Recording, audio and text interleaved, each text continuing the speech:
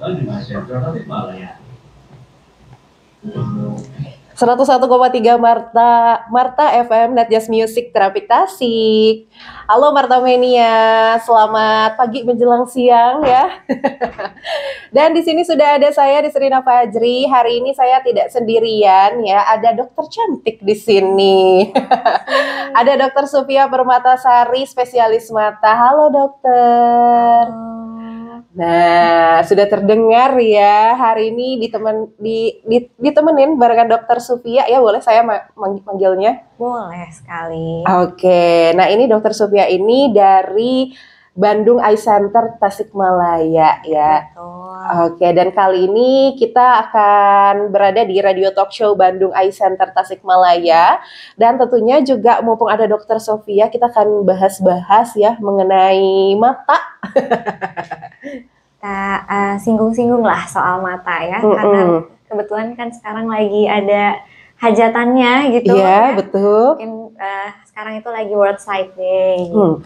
Oke, karena ini diperingatinya tiap tanggal 10 ya dokter? Betul sekali, tanggal 10 Oktober. Oke, kalau temanya sendiri ini dokter, tema untuk World Sight Day untuk yang 2024 ini kan tentang Children Loves Your Eyes ya, betul. Iya. Jadi kita juga hari ini akan membahas mengenai perkembangan mata anak ya dokter. Karena kita harus love your eyes, dear children gitu. Iya. Ada apa sih? Nanti kita sama-sama bahas tentang seberapa pentingnya gitu perkembangan mata anak ini. Oke ya, nanti kita akan bahas. Tapi sebelum itu dokter, kan ini dokter dari Bandung Eye Center Tasikmalaya ya.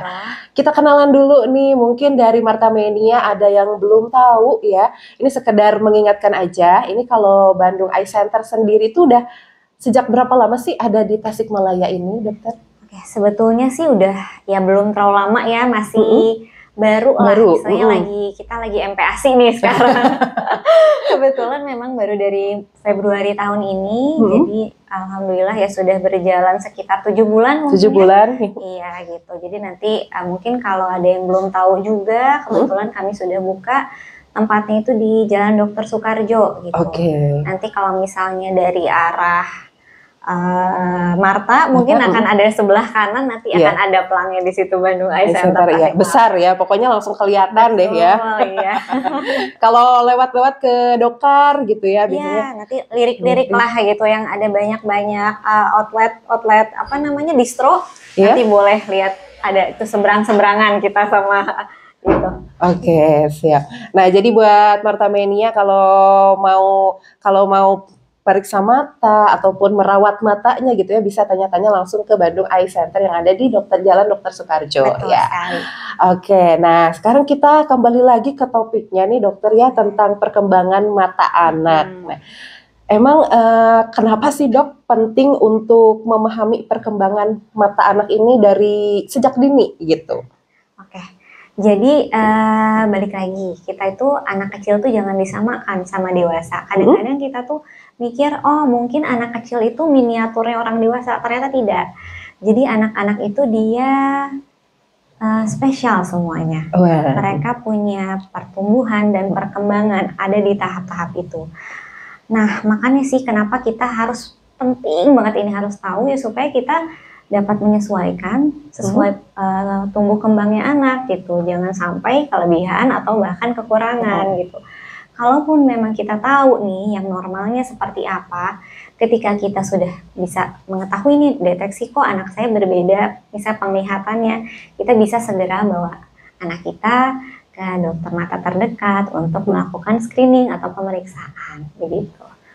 Oke, nah kalau perkembangan mata anak itu dari sejak bayi gitu ya sampai usia remaja, itu tuh gimana sih dok? Terus tahapan-tahapan penting yang perlu kita ketahui gitu ya sebagai orang tua itu seperti apa dok? Oke, mungkin sebetulnya kan memang sama kayak proses berjalan, melihat juga sama ada prosesnya. Jadi karena Tuhan menciptakan bola mata kita sedemikian sempurnanya, pada saat bayi itu awalnya bola mata kita itu justru pendek, lebih bulat, lebih padat lah isinya gitu.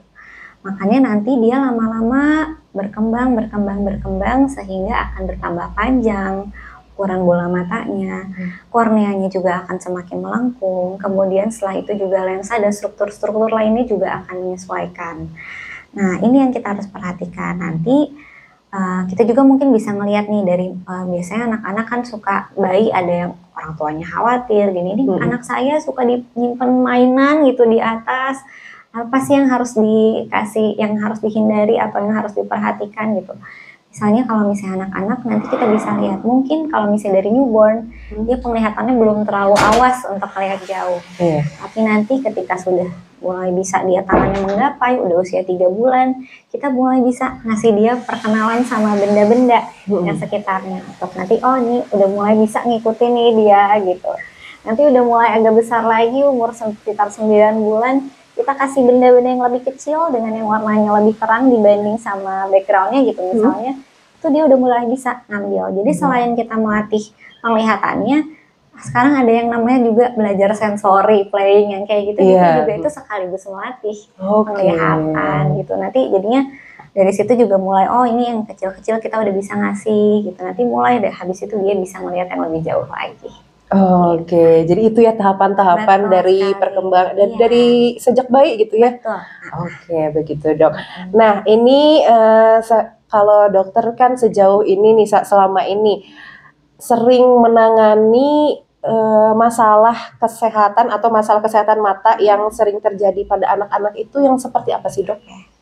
Biasanya karena anak-anak itu dia gak pernah keluh ya, karena taunya memang mungkin ya segitu gitu penglihatan tuh, karena dia memang nggak tahu, kecuali kalau udah sekolah nih biasanya keluhan biasanya bukan dari orang tua, tapi dari yang ngajar. Oh, dari gurunya. Betul, ya. Dari gurunya justru akhirnya mengeluhkan, bilang sama orang tua atau helpernya gitu. Ini duduk di belakang nggak kelihatan nih anaknya. Atau bisa aja kan mungkin anaknya yang tertutup itu, tapi ternyata tadinya nilainya bagus, jadi ada penurunan dari prestasinya. Itu juga bisa aja mungkin arahnya ke arah gangguan di penglihatannya gitu. Oke, nah itu dok biasanya kalau ada masalah seperti itu faktornya tuh apa saja sih dok? Sebenarnya macam-macam sih untuk faktor gangguan penglihatan itu, tapi memang yang paling banyak nih, ini juga nyambung sama yang paling banyak itu akibat gangguan refraksi atau memang butuh kacamata memang si anaknya. Entah itu minus, silindris, atau bahkan plus juga bisa dialami di anak-anak. Oke, kalau gangguan seperti itu dok, apakah emang turunan gitu ya, atau ada faktor genetis, atau memang itu murni dari faktor lingkungan gitu dok? Kalau terjadi seperti itu. Jadi memang kalau balik lagi nih, kalau gangguan refraksi itu faktornya macam-macam. Faktor genetis ada. Kalau misalnya dua-duanya, misal ibu atau bapaknya dia pakai kacamata, dia lebih tinggi lagi memiliki resiko untuk punya mungkin pakai kacamata gitu. Itu juga pertama. Terus yang kedua, sekarang lagi musimnya gadget. Nah ya, mungkin kadang-kadang ya nggak bisa sih ya kalau sekarang tuh kita nggak ngasih gadget sama sekali sama anak-anak, nggak mungkin gitu. Tapi kita harus membatasi juga gitu, jangan sampai terus-terusan di depan layar terus yang efeknya malah kurang bagus buat anak-anak, pertumbuhan matanya juga kurang bagus, makanya jadinya jatuhnya ke arah ukuran yang kacamata gitu yang dibutuhkan gitu, karena saking dia banyaknya di depan gadget atau laptop entah itu apapun. Itu yang kedua, genetik. Kemudian yang ketiga yang penting juga nih, kurangnya social activity, bukan social activity, physical activity maksudnya. Jadi mungkin terlalu banyak di rumah, jadi dia olahraganya nggak ada. Olahraga pun mempengaruhi kesehatan mata. Bukan olahraganya ya, sebenarnya kita keluar, entah itu ya physical activity apapun yang terpapar sama sinar matahari itu juga dibutuhkan gitu. Oke, jadi jangan diem terus di rumah ya. Apalagi sekarang tuh banyak bocil-bocil FF. Nah itu tuh, aduh. Di rumah terus ya. Terus juga lihat gadget lama gitu. Memang betul ya, harus dibatasi itu harus dibatasi gitu. Karena kan kalau misalnya kita aktivitas untuk membaca dekat itu sebetulnya otot-otot yang ada di dalam mata kita tuh bekerja sangat keras gitu. Makanya dia ketika terus-terusan kerja terus, mungkin kalau di dewasa akan bisa lebih keluhannya jadi kayak sakit kepala, bahkan kayak ada ngeganjel, matanya berair terus, itu bisa banget dari aktivitas yang terlalu dekat itu atau misalnya baca dekat itu juga bisa. Oke. Nah saya penasaran nih dok, kalau di usia anak-anak gitu ya, batas waktu untuk melihat gadget gitu biasanya dianjurkannya itu maksimalnya berapa lama sih dok?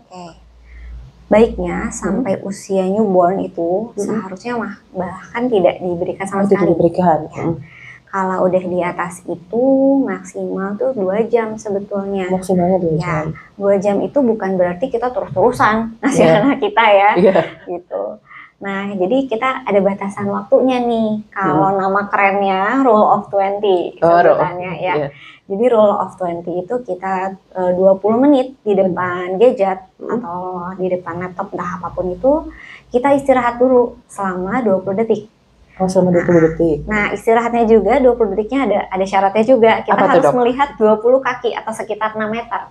Oh iya. Jadi itu Rule of 20 yang penting gitu. Harus melihat yang hijau-hijau kan gitu, alam gitu. Jadi jangan jadi jangan screen time aja, green time juga perlu. Healing tuh perlu sebenarnya.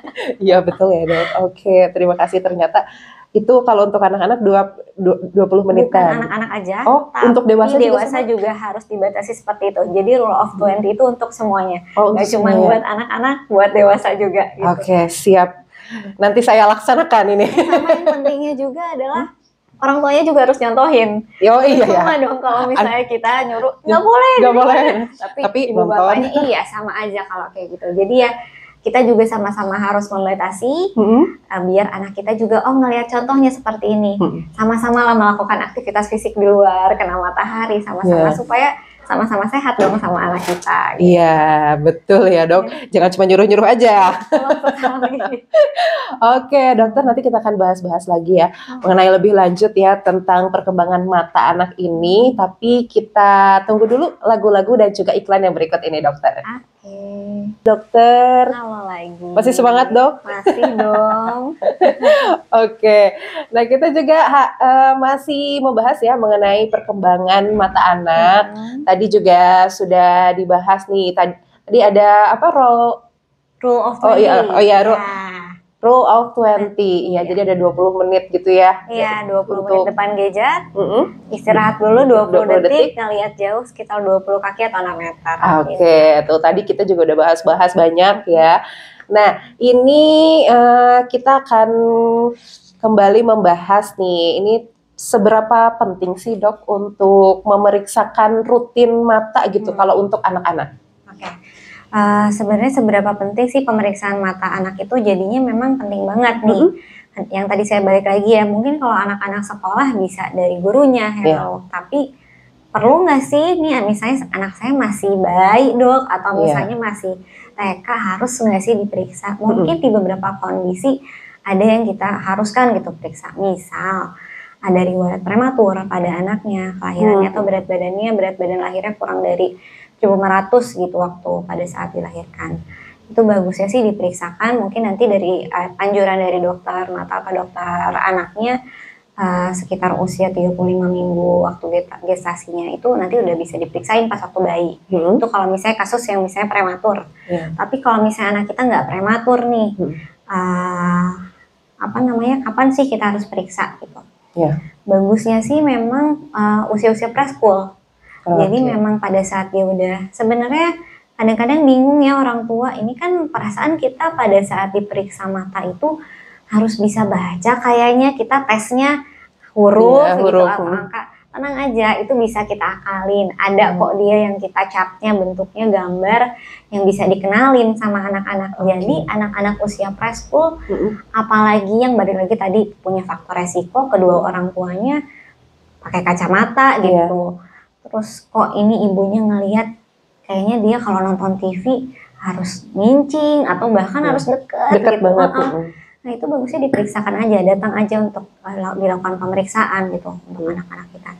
Jadi ya bagusnya kapannya itu adalah ya sebelum sekolah gitu, untuk dideteksi. Jadi kalaupun memang dia nanti udah mulai nih sekolahnya udah pakai kacamata, nanti sudah terkoreksi, jadinya dia kegiatan belajar mengajarnya juga tidak terganggu. Iya, jadi lancar gitu ya. Jadi kapan sih periksanya harus berapa kali seharinya atau berapa bulan gitu?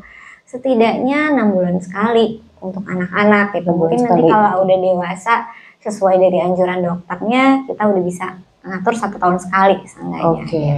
Iya. Nah, jadi itu ya ketika terlihat ada masalah-masalah gitu ya, ataupun di usia preschool itu ya, Dok. Nah kalau di BEC sendiri nih, ada pemeriksaan apa saja ya sih, Dok? Sebetulnya kalau di BEC ya pemeriksaan mata lengkap ya, alhamdulillah gitu. Jadi maksudnya nanti semuanya akan mengikuti prosedur, kita akan periksa tajam penglihatannya, kemudian kita periksa juga apabila memang butuh ukuran kacamata, kita akan lakukan koreksi gitu. Nanti dengan koreksi mungkin kita akan kasihkan resep kacamata, itu yang paling sederhana. Selain itu nanti kalau untuk pasien-pasien yang dewasa nih, misalkan ada keluhan yang lain yang memang apakah ada riwayat di keluarganya, misal seperti penyakit glaukoma gitu, itu juga kita sudah ada alat pengukurnya namanya non-kontak tonometri, itu nanti bisa juga dilakukan di pemeriksaan kita. Kemudian untuk kasus-kasus seperti diabetik retinopati gitu misal, juga kita bisa lakukan pemeriksaan seperti foto fundus, jadi kayak di foto dalam matanya kita, nanti itu juga ada di kita. Kemudian untuk terapi-terapi seperti terapi laser juga di kita sudah ada. Tapi memang untuk yang anak-anak nih, kita masih batasinya ke arah pemeriksaan mata dan koreksi refraksi gitu. Berarti udah lengkap ya? Iya, jadi ini lengkap lah gitu. Berarti untuk anak-anaknya mungkin ya, siapa tahu dari Martha Mania ada yang bermasalah dengan kesehatan mata, bisa langsung datang ke sana untuk memeriksakan gitu. Boleh ya. Sekali, ditunggu sekali. Kalau bukanya sendiri nih, Dok, dari jam berapa itu? Kita buka itu untuk di hari Senin sampai Rabu dari jam 8 pagi sampai jam 20. Tapi kalau untuk hari Kamis dan Jumat dari jam 8 pagi sampai 16. Sedangkan untuk hari Sabtu kita mulai dari jam 10 sampai jam 12. Dari jam 10 sampai jam 12. Jadi tiap harinya tuh ada beda-beda ya. Betul. Nah, kalau misalnya Martha Mania pengen tahu lebih lanjut lagi nih ya mengenai info-info tentang Bandung Eye Center Tasikmalaya ini, bisa diakses di mana sih, Dok? Sebetulnya di Instagram ada sih di @bandungeyecenter. Kemudian ada nomor kontaknya juga sebenarnya, boleh di-share gitu? Boleh. Silakan, Dokter. Ya, nomor WhatsApp-nya itu bisa mungkin nanti kalau misalnya mau ada yang tanya-tanya dulu gitu sebelum kunjungan, atau misalnya mau nanya-nanya dokter siapa aja yang prakteknya. Kita cari nomornya. Nah, jadi ada media sosialnya juga ya yang bisa dicek. Kemudian juga ada kontaknya nih kalau Martha Mania pengen tanya-tanya lebih lanjut gitu. Jadi kalau di nomor WhatsApp di 0822 2111 0041, itu untuk di nomor WhatsApp-nya. Boleh sekali lagi ya? Iya, boleh sekali lagi. Siap-siap dicatat. 0822 2111 0041 untuk nomor WhatsApp-nya. Atau siapa tahu mau coba telepon juga boleh ke 0265 323 300. Boleh sekali lagi diulang ya, 0265 323 300. Nah itu kalau untuk nomor kontaknya ya. Kalau Instagramnya di @Bandung Eye Center ya, di follow ya, terus juga biar tahu ada info-info apa lagi gitu ya. Nah, dokter, kalau tadi kan kita udah ngebahas mengenai gadget ya. Nah, itu selain tadi ada peraturan yang 20 menit, kemudian 20 detik istirahat gitu ya. Selain itu ada hal lain nggak? Mungkin posisi gadgetnya itu harus gimana gitu, Dok? Sebetulnya memang nggak cuma di anak-anak aja, tapi di dewasa juga. Bagusnya sih kita jarak itu minimal 40 cm. 40 cm. Jadi kalau misalnya main kan kadang-kadang ada yang dekat banget ya, itu juga nggak boleh.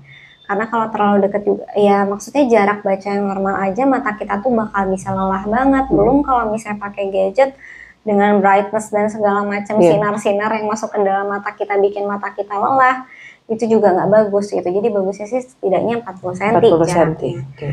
Nah, balik lagi nih yang anak-anak itu. Kalau misalnya di anak-anak, kita terlalu banyak nih ngasih dia gadget lebih dari 2 jam, matanya gampang lelah, nanti perkembangan matanya itu malah nggak maksimal. Jadinya yang seharusnya dia pertumbuhannya tuh cuman enggak.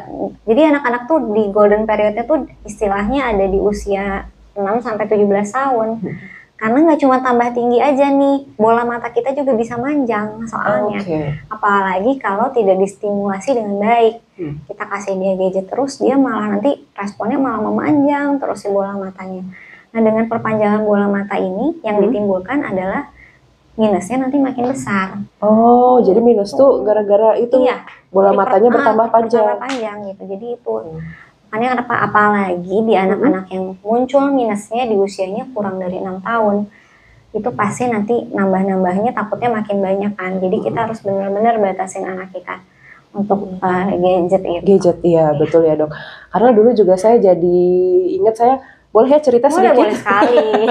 Ini saya punya saudara dulu waktu usianya saya lupa, cuman ketika SD dia zaman-zamannya main PS itu dok ya. Dia sampai seharian gitu, dan itu jadi keluhannya tuh jadi plus matanya malah. Dan itu semakin bertambah, berarti memang harus di ini ya. Apalagi kalau memang udah ada riwayat pernah pakai kacamata dan ada ukuran, bagusnya setidaknya paling misalnya 1 tahun sekali gitu untuk kita mengevaluasi gimana penambahan ukuran kacamatanya gitu, untuk bisa dievaluasi dan dikecap terus gitu. Jadi jangan sampai karena di beberapa anak telat pakai kacamata juga bisa bikin namanya mata malas. Mata malas tuh gimana tuh dok mata malas? Jadi mata malas tuh gini, seharusnya ketika kita ngasih kacamata penglihatan kita bisa maksimal atau 100%. Tapi mata malas itu kita kasih kacamata dengan ukuran yang sudah sesuai dengan anak itu butuhnya, mentok aja di segitu. Jadi bisa aja di 20%, 50% gitu. Pokoknya kurang dari 100%. Gitu. Jadi itu yang kita hindari tuh si mata malas itu. Karena kita harus memaksimalkan penglihatan anak-anak kita.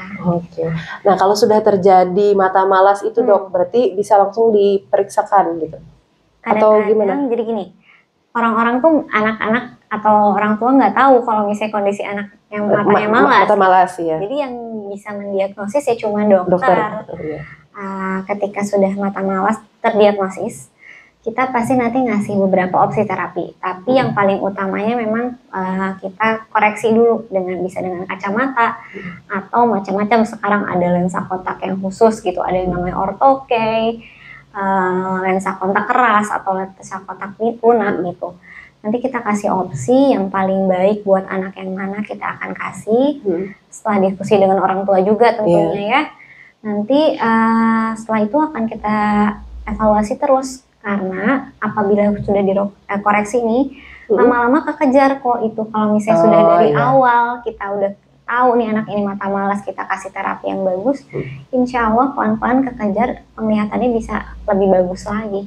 Dan itu semua sudah bisa difasilitasi ya di Bandung Eye Center? Bisa, cuman memang sejauh ini untuk anak-anak kita mungkin untuk persiapan kacamata dan kontrolnya.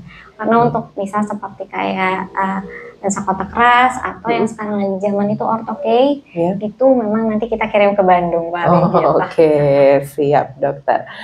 Nah ini tadi juga kita udah bahas ya mengenai tanda-tanda awal gitu ya, masalah penglihatan yang harus diwaspadai oleh orang tua, tadi juga sudah dijelaskan ya. Nah ini dokter, kalau gimana sih kita gitu ya untuk bisa meningkatkan kesadaran masyarakat gitu ya, kesadaran orang tuanya gitu, untuk penting banget loh untuk menjaga mata anak kita kan. Kadang-kadang kan kita kalau misalnya ada mungkinnya sebagian orang tua kalau anaknya mungkin jadi apa ya, suka gangguin orang tuanya, ya udahlah dikasih gadget gitu atau gimana gitu. Sebenarnya kan yang tadi balik lagi tanda-tanda itu kan mungkin dari orang tua bisa nanti di rumah nih melihat yang tadi, yang kalau misalnya anaknya mulai ngedeket, kalau misalnya lihat TV, terus sering mincing gitu juga. Kadang-kadang kedip-kedip juga suka, itu salah satu tandanya. Terus habis itu malah ada keluhan sakit kepala, itu juga bisa. Oh, dari sakit. Terus ya kalau misalnya udah ada tanda-tanda itu di rumah, bagusnya segera periksakan. Terus misal ada riwayat yang tadi kedua orang tuanya pakai kacamata, kemudian ada riwayat kelahiran prematur, kemudian misal ada riwayat juga anaknya agak sering kayak juling, itu juga bisa jadi ada gangguan refraksi yang harus kita periksakan dan harus kita koreksi. Karena kalau misalnya memang julingnya akibat gangguan refraksi, itu bisa jadi lurus loh dengan kita refraksi dengan baik gitu. Kita berikan koreksi dengan baik, Oke, jadi harus ketika sudah ada masalah harus secepatnya ya dok, lebih cepat, lebih baik supaya penanganannya lebih awal. Jadi kalaupun memang ada komplikasi atau kesulitan bisa segera ditangani. Gitu. Oke, terima kasih dok. Nah ini juga buat Marta Mania nih yang mau tanya-tanya, boleh langsung aja di WhatsApp ya di 0811 2110 13, atau juga bisa langsung di DM di Instagramnya Marta, ada @martafmtasik. Sekali lagi boleh di WhatsApp di 0811 2110 13. Kita tunggu pertanyaannya dan kita akan kembali lagi setelah lagu-lagu dan juga iklan yang berikut ini.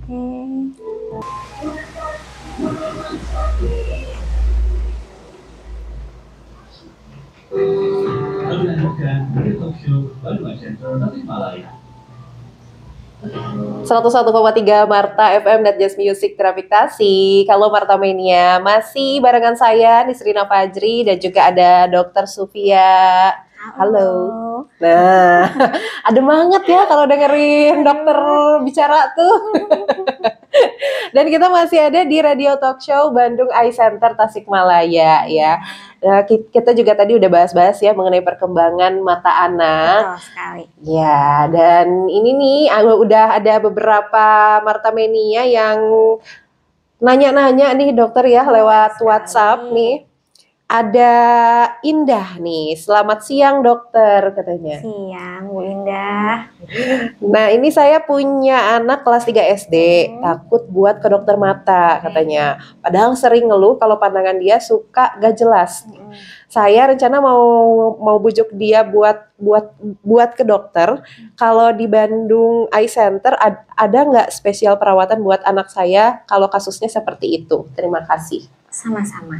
Oke, saya akan coba menjawabnya Bu Indah. Jadi memang untuk anak-anak ini agak tricky. Karena kita butuh peran orang tua juga di sana. Mungkin sebelum dibawa ke dokter, bagusnya disounding dulu dari jauh-jauh hari. Nanti kita periksa ya nak, biar kamu ngelihatnya lebih enak lagi. Jadi kamu belajar di sekolah enak, nggak ada keluhan. Gitu. Jadi kalau bisa 2 minggu sebelum, 1 minggu sebelum dikasih tahu. Kan kalau zaman dulu zamannya bukan sounding pelan-pelan ya, nanti janganlah kayak gitu sama gen-gen alpha ini ya. Kalau bisa pelan-pelan dikasih tahunya, nanti kalau misalnya anaknya udah mau baru ayo, yuk nak kita sekarang berangkat. Karena nanti di sana pun insya Allah petugas-petugasnya akan ngayomi anak-anak tersebut gitu. Nanti kita periksa anaknya. Dan kalau buat anak-anak itu kita periksanya tidak ada invasifnya sama sekali. Jadi kita nggak ngasih terapi yang kayak megang-megang itu enggak. Kita akan ngikutin mood si anak itu sampai anaknya ngerasa nyaman dulu. Kita ngobrol dulu sama orang tuanya dulu nih gimana ya, kita bawalah supaya anak itu mau gitu untuk periksa. Nanti sampai kita ukuran kacamatanya, anaknya suruh jalan-jalan dulu setelah dengan ukuran kacamata tersebut. Kalau dirasa sudah nyaman, nanti baru kita periksa lagi di bagian matanya ada kelainan yang lain atau memang bola matanya bagus hanya butuh kacamata aja gitu. Nanti akan dilakukan pemeriksaan. Yang penting titip dulu sebelum dibawa, jangan dipaksa, justru pelan-pelan aja ngasih taunya sampai anaknya mau, ayo kita pergi. Kalau bisa kayak gitu, tapi ya kalau agak susah terus aja pelan-pelan dikasih tahu di samping anaknya. Oke, ya itu ya pesannya, berarti harus dikasih pengertian dulu. Betul gitu. Sekali. Tapi pernah nggak sih dok ada yang bawa anaknya untuk periksain mata tapi takut gitu? Ada aja. Nah kalau misalnya memang susah banget sampai akhirnya tidak kooperatif anaknya, ya udah kita harus mau nggak mau bisa menunda dulu pemeriksaan tersebut gitu. Sampai nanti akhirnya kita misal apakah ada beberapa obat yang harus diberikan dulu kepada anak, ya kita kasih dulu. Ketika anaknya moodnya udah lebih bagus, sudah datang lagi. Oke. Terima kasih nih dok. Nah terus juga ini ada Agung nih. Halo, katanya nih, saya mau tanya kalau soal harga perawatan mata di BEC melayani BPJS nggak? Terima kasih. Oke. Jadi memang untuk sejauh ini kami masih umum, insya Allah karena kemarin sudah terakreditasi juga, alhamdulillah paripurna hasilnya ya Teh. Jadi memang nanti setelah akreditasi ini kita memang sudah mengajukan juga, tapi memang belum terbit lah untuk itunya. Jadi sejauh ini memang untuk pemeriksaan di BIC Tasikmalaya masih umum gitu. Oke, ya mudah-mudahan bisa secepatnya bisa dilaksanakan ya. Minta doanya aja dari Marta Menia, semoga lancar gitu. Amin. Dan nanti pun mungkin kalau sudah bisa pasti ada info-info lebih lanjut lagi ya di entah di Instagram mungkin ya, makanya harus di-follow. Iya. Nah, di-follow dulu aja nih buat Mas Agung nih. Terus juga ada dari Sinta nih. Siang dok, kalau mau periksain mata ke BEC hari ini ada diskon nggak dok? Nah, ini nih. Ya sebenarnya kemarin itu pas kita grand opening tuh lagi diskon loh. Sekarang udah bukan grand opening sayangnya. Jadi untuk Mbak Sinta, kalau potongan harga pas kemarin aja padahal pas waktu grand opening. Tapi memang sekarang itu kami memang lagi ada program potongan harga tuh untuk operasi katarak. Gitu, dari yang tadinya start 10 jutaan sekarang lagi 8 jutaan. Jadi memang untuk pemeriksaan mata umum kita udah nggak ada diskon, tapi lebih ke operasi katarak. Oke, itu sampai kapan dok? Justru belum ada batasannya kita, tapi makanya lebih cepat lebih baik, karena kalau misalnya nanti sudah ada program yang lain yang kita lagi galakan, mungkin nanti akan beda lagi. Nah, iya oke.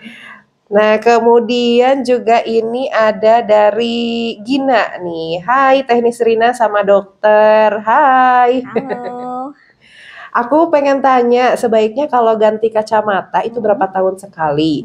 Terus kalau misalnya sempat cek mata di dokter atau tempat mata yang lain, bisa nggak dilanjutin ke Bandung Eye Center? Ada spesial harga kah katanya? Balik lagi ya, spesial harga. Kalau spesial harga pas waktu itu grand opening. Oke, jadi kalau misalnya untuk kita udah pakai kacamata nih, bagusnya itu 1 tahun sekali kita periksa ulang. Jadi misal untuk terutama memang yang sekarang kan mungkin kita nggak ada rencana buat apa-apa, tapi ternyata nanti setidaknya kalau 1 tahun sekali itu kita tahu gitu penambahan si mata kita tuh udah stabilkah atau belum gitu. Karena itu nanti kalau misalnya kita punya rencana suatu saat untuk lakukan prosedur lasik nih, karena itu kan harus ada syaratnya, tidak ada penambahan mata minus dalam setidaknya 1 tahun sekali, 1 tahun ke belakang gitu.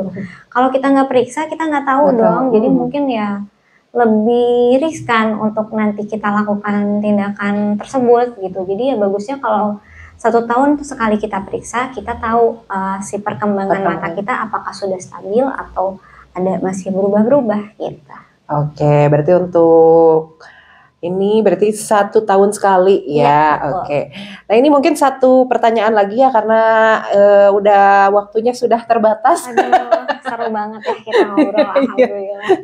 Ini dari Witri nih, mau minta pencerahannya nih dari dokter mata, apa benar kalau sering minum jus wortel bisa menjaga kesehatan mata? Terus kalau di umur berapa anak harus pakai kacamata apabila mengalami gangguan penglihatan? Oke. Jadi kalau wortel aja kebanyakan juga nanti kulit kita jadi kuning. Bener dok ini? Bener. Saya nggak bercanda ini, beneran. Karena kalau kebanyakan nanti malah jadi terlalu banyak, malah jadi kuning. Gitu. Jadi sebenarnya kan kalau dari dulu tuh wortel aja gitu kan. Tapi sebenarnya enggak. Semua sayuran-sayuran, buah-buahan yang warnanya real food banget, warnanya mencrang itu tuh bagus buat mata. Vitamin nggak cuma A aja, A, C, D bagus, B juga bagus, E juga bagus. Jadi memang semua real food buat mata tuh bagus gitu. Terus habis itu buat anak-anak tadi, kapan sih kita harus periksakan atau kapan harus kita kasih kacamata? Kacamata, ya. Kalau memang ternyata nih, nanti kan kita periksa. Kalau memang tidak sesuai dengan ukur apa yang seharusnya anak tersebut dan memang ada gangguan penglihatannya, mau dia di umur 2 tahun atau 3 tahun pun kita akan kasih kacamata.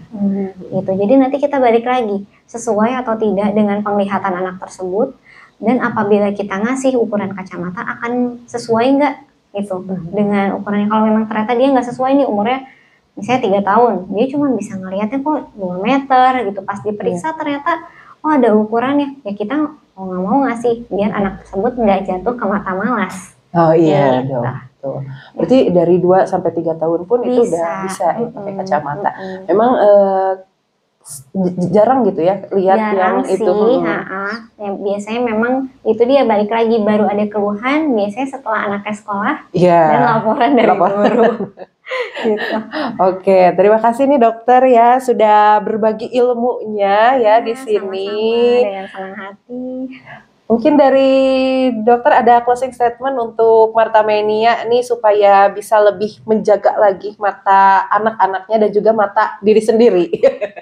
Ya, jadi memang mata kita itu cuma ada 2. Kalau satu nggak berfungsi, baru kita akan menyadari betapa berharganya mata tersebut. Jadi kata-kata yang dibilang mata itu adalah jendela dunia itu betul. Jagalah dengan baik. Jangan sampai menyesal ketika sudah ada gangguan atau tidak bisa ditangani gangguannya. Jadi love your eyes, your children and all. Oke, terima kasih dokter ya. Jadi tetap kita harus ketika ada masalah mata langsung ya segera supaya bisa segera ditangani juga. Oke, terima kasih. Dan juga nanti kalau mau cek-cek tadi Instagramnya di @Bandung Eye Center. Oke, nah Martha Mania terima kasih ya sudah mendengarkan di Radio Talk Show Bandung Eye Center Tasikmalaya. Kemudian juga terima kasih untuk para penanya tadi ya yang sudah ikut bertanya kepada Dokter Sufia, dan kembali juga terima kasih kepada Dokter Sufia ya di sini. Sama-sama. Oke, kami pamit dari Radio Talk Show. Kita dan nanti saya akan kembali lagi di jam 11 siang nanti ya. Assalamualaikum.